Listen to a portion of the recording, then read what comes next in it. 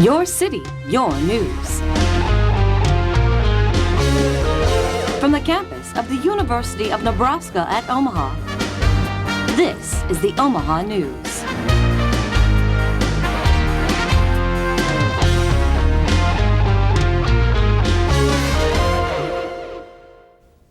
Caucuses have come to Nebraska, and Nebraskans flock to them in droves. And we'll bring you a story about new blood bringing an old relic back to life. Good afternoon, I'm Lori Dutcher. And I'm Tania Padilla.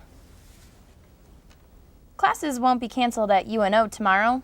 Officials at the University of Nebraska at Omaha have decided not to cancel classes tomorrow after a bomb threat was found in a men's bathroom on campus. The threat specified that a bomb will go off on Valentine's Day in the Arts and Sciences building, but does not mention a specific time or reason.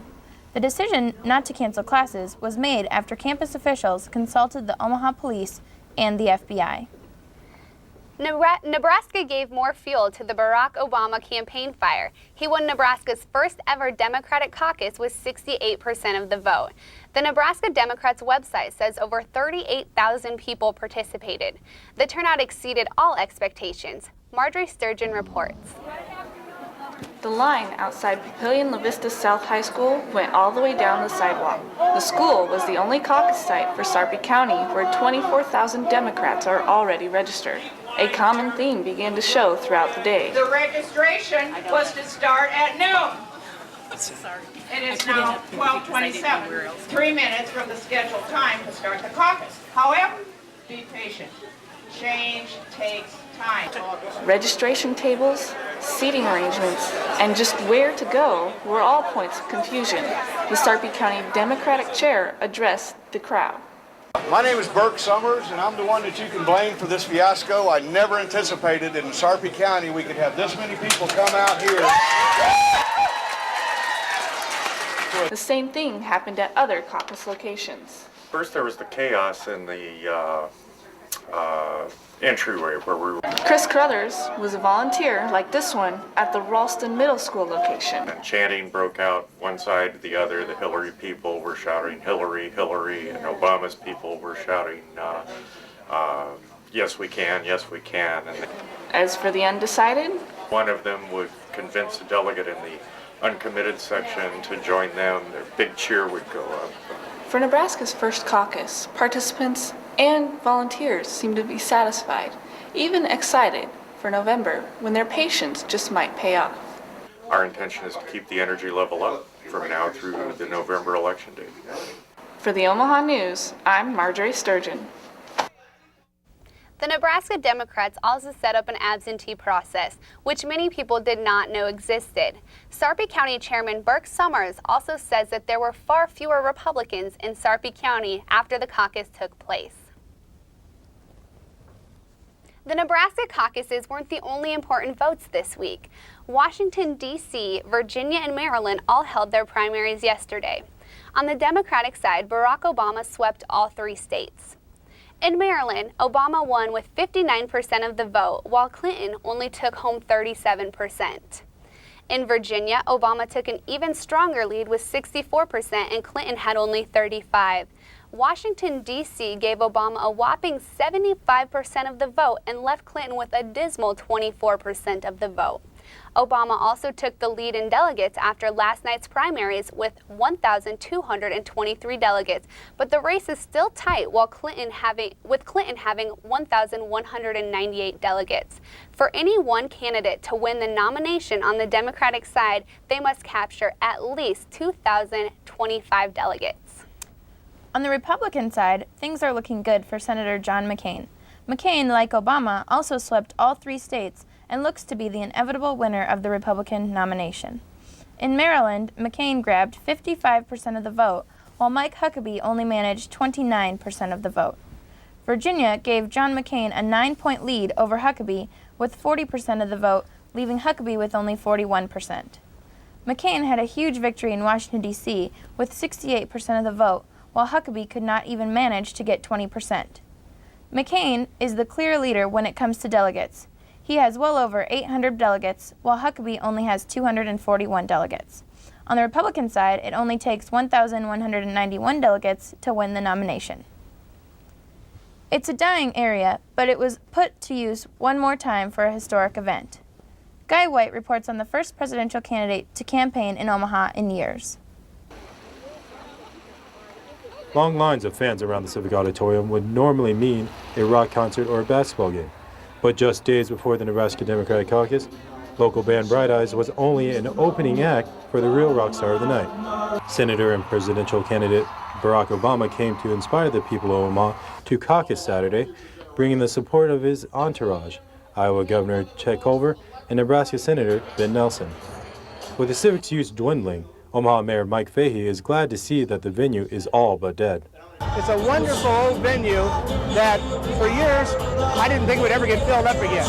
But it's really gratifying to see this wonderful old Civic Auditorium enjoy this kind of attendance. On this day, the arena was used as a political soapbox, but felt more like a concert.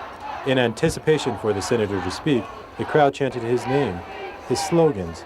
They swayed in harmony, and they even did the wave.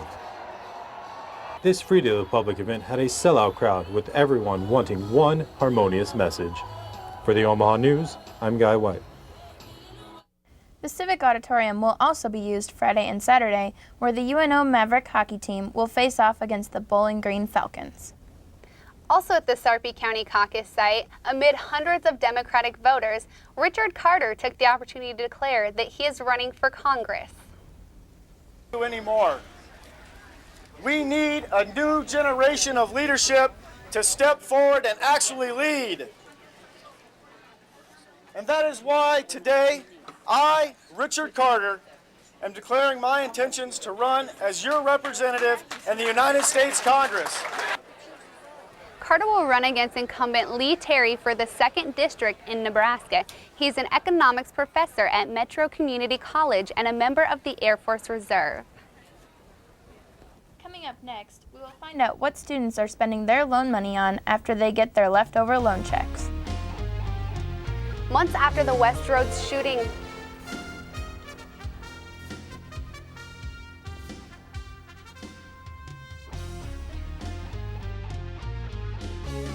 UNO Television. Students work with professionals who have all kinds of experience in the industry. Lights, camera, action. Literally. Get paid while you learn more about the TV business. Work on all kinds of productions. My friends who worked on TV Crew last semester are now working part-time at local stations. Working on TV Crew is a great experience. UNO Television. Student crew, professional staff, award-winning results. Most local television news only gives you brief headlines about issues that may be important to you. But for more than 10 years, only one program has remained dedicated to examining all the information about issues that really matter to Nebraskans. I'm Kathy Wyatt, and it's my privilege to present those issues for your consideration. Join me on the campus of UNO in a program we call Consider This, every week on the Knowledge Network.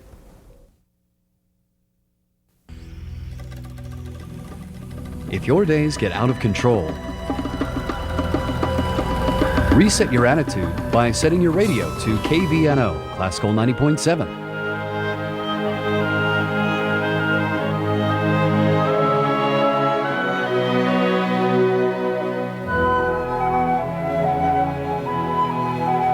Discover your own personal oasis of serenity on KVNO, Classical 90.7.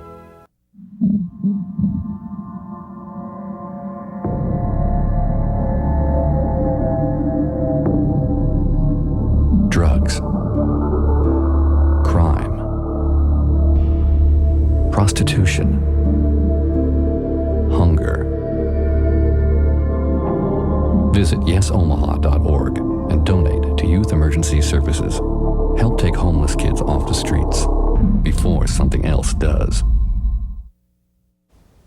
the spring semester is in full swing at UNO, and the new semester brings many things to mind, including how to spend that bit of leftover loan money. Lindsay Carsey takes a closer look at student spending habits. Most college students consider their cash flow to be somewhat below average. With tuition costs rising every year, more and more students turn to financial aid to pay for their education. Take out as much as they give me. with the most popular type of aid being the Stafford loans, financial aid through the FAFSA, so whether it be subsidized, unsubsidized, for those that qualify for it. For those who qualify, there are 2 times a year where they might feel a little more wealthy. The days when they receive their check for leftover loan money. But what do most students do with that money? I have a little boy. He's 3, so I spend it on him. And yeah, I spend a little on myself, I guess. Sometimes I buy Disney movies for real, so that's what I do. I paid for part of my ticket to Japan. I had to get some car repairs done, and then just getting gas to come to and from the university, and you always got to spend a little bit of money for partying. To be honest, I was expecting to get answers such as electronic equipment, TVs, iPods, but instead, I got my rent. To pay my rent throughout the semester.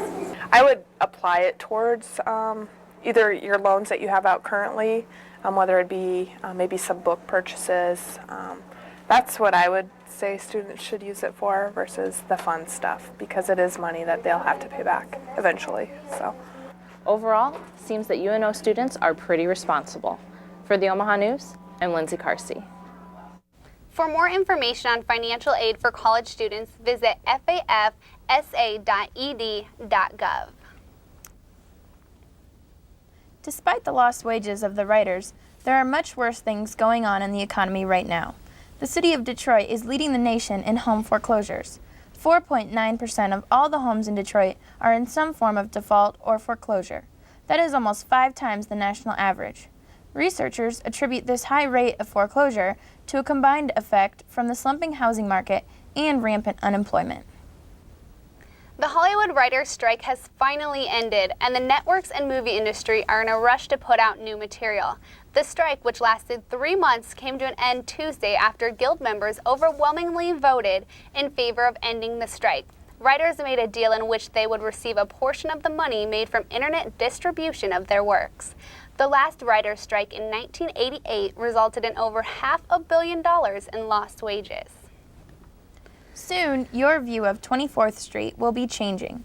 Creighton University got the go-ahead from the Omaha City Council on Tuesday to build a pedestrian bridge over 24th, just south of Burt Street. The plan also calls for new sidewalks, landscaping, and lighting. 80% of the project will be funded by the federal government, while the other 20% will come from Creighton. Former Major League Baseball star Roger Clemens went before a House panel today and testified that his close friend Andy Pettitte misheard a conversation in which Clemens admitted to using performance-enhancing drugs. Clemens opened his testimony by saying he resented the accusations that will forever taint his legacy. Clemens was a member of the 1983 Texas Longhorns when they won the College World Series right here in Omaha. And in 2004, an award was named after Roger Clemens that is given to the best college baseball player. 2 months after the Von Mar shooting, some people in the community feel compelled to give. Cody Banks reports on how one man is giving back. December 5th, 2007 is a day that most people from Omaha will never forget. It's the day of the Von Mar shooting. 8 victims died in a tragic shooting, leaving a community hurting and grieving. But my sister has a new favorite. For Jim Morrison, the tragedy hit extra close to home. My fiance works at the mall. She works right next door, so she was there when the whole thing happened. So Jim decided to throw a benefit concert for the victims' families. With the help of volunteers, he was able to put on an 8-hour concert, raising more than $350. I have some friends that do some musical stuff and bands and hip-hop artists, things like that, a few comedians. Nuggets with one of every kind of sauce. And so, I just kind of sent out a general message, anybody who could help, please contact me. And the Roxbury contacted me and offered up their venue. One of the artists that helped was Omaha Entertainment Award winner, Brett. We had the Von Mar shooting. That was a huge tragedy for everybody in the whole community. So a couple people kind of band together and wanted to give back and do something for the families, and this is what they came up with. All different kinds of genres. There was hip-hop, there was blues, there was rock, comedians even. So it was an overall good night. All the money raised at the benefit concert will go to the victims' families. For the Omaha News, I'm Cody Banks. Even though the concert is over, you can still give through the United Way of the Midlands. Visit their website at uwmidlands.org. Next, we will speak with Peggy Jones, the chair of the Black Studies Department at UNO. And coming up, Kirsten Voigt will give you the 411 on the dangers of being unsafe on Valentine's Day. Stay tuned, you're watching the Omaha News.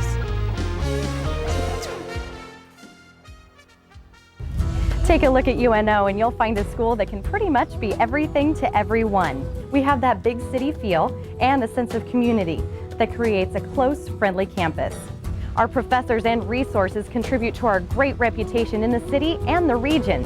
So whether you're just starting out, transferring, earning a degree online, or choosing a new path in life, you'll be able to find what you want.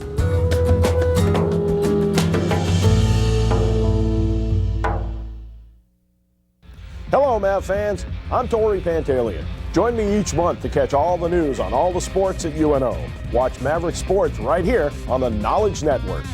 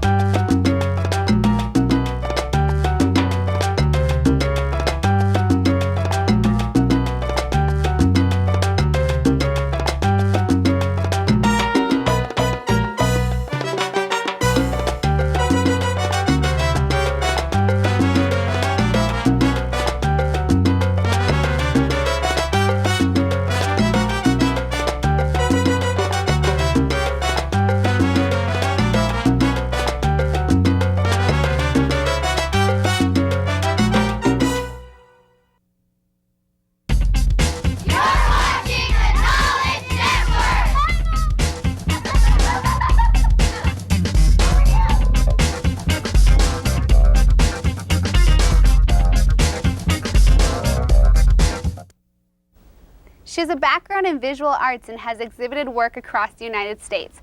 With us today is Peggy Jones, the chair of the Black Studies Department at UNO. Hi, how are you doing today, Peggy? Pretty good. Thanks for inviting me. No problem. Thank you for being here. Well, February is Black History Month. Do you feel it's helpful to designate 1 month to Black history? Well, we'll take it.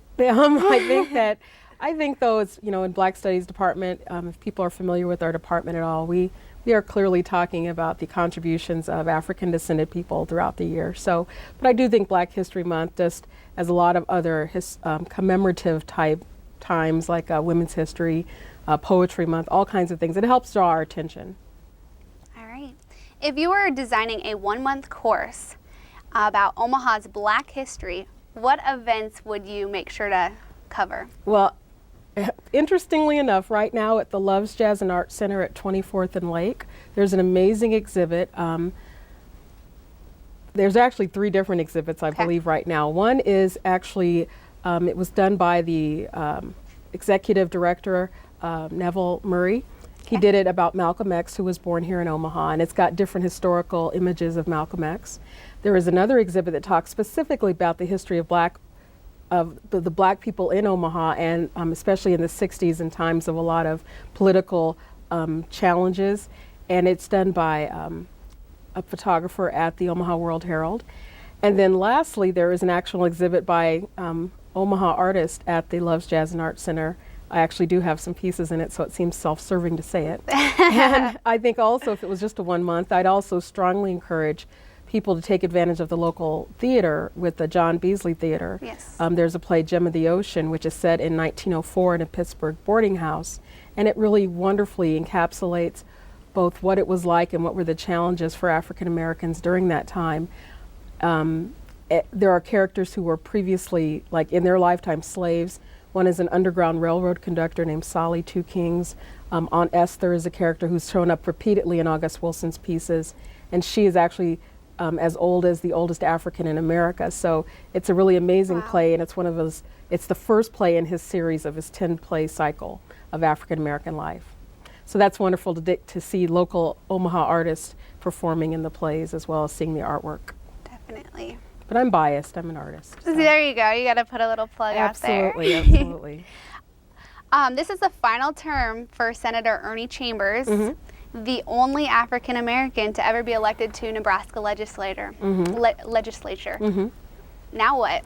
Yeah, that's a great question. I've heard various things as far as people that are going to be running, but I think there are going to be certain challenges. I think Senator Chambers has represented his district as well as people of color and people who are oppressed in many different ways. I know he is very much for equal rights for women. He is always kind of speaking out for the underdog, and because of that, he leaves huge shoes to fill. Awesome. One final question. Just going to ask you, it's going to be a short question. What does it mean for the nation to have an African American running for the presidency? I think it's really amazing. I think there are certain challenges that we as a people are getting to confront with this choice that we're getting to make between the first woman, the first African descended person. And so I think it's going to lead to some amazing conversation. Well, thank you very much for taking the time to be with us. Thanks, Lori. Really appreciate it. You're welcome. You're watching the Omaha News on the Knowledge Network.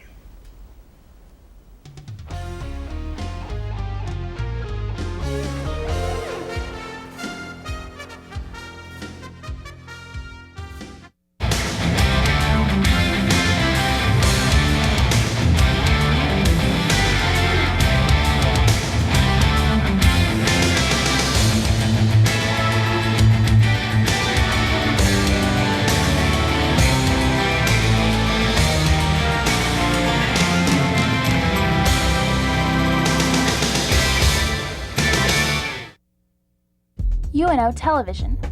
Students work with professionals who have all kinds of experience in the industry.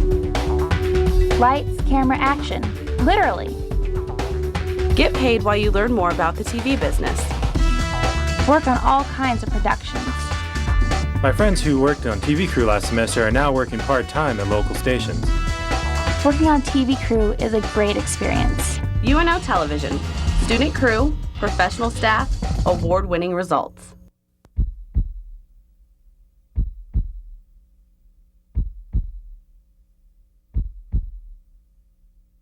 Congenital heart defects are the most common birth defect and the #1 cause of death from birth defects occurring during the first year of life.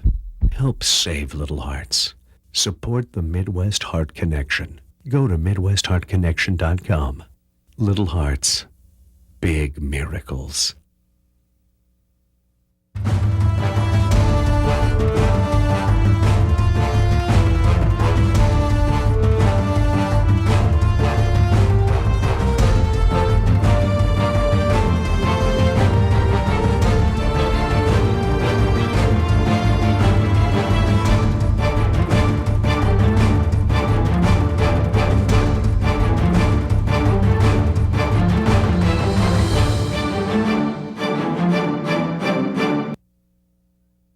Tomorrow is Valentine's Day, and you will literally be able to broadcast your love on the air on 90.7 KVNO.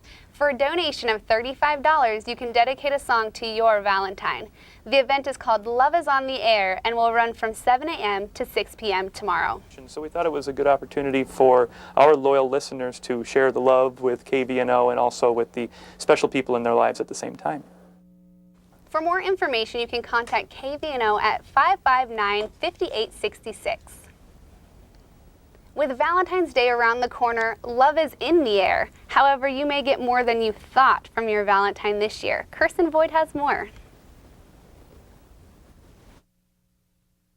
Roses, candy, and stuffed animals are what most people would expect to get for Valentine's Day.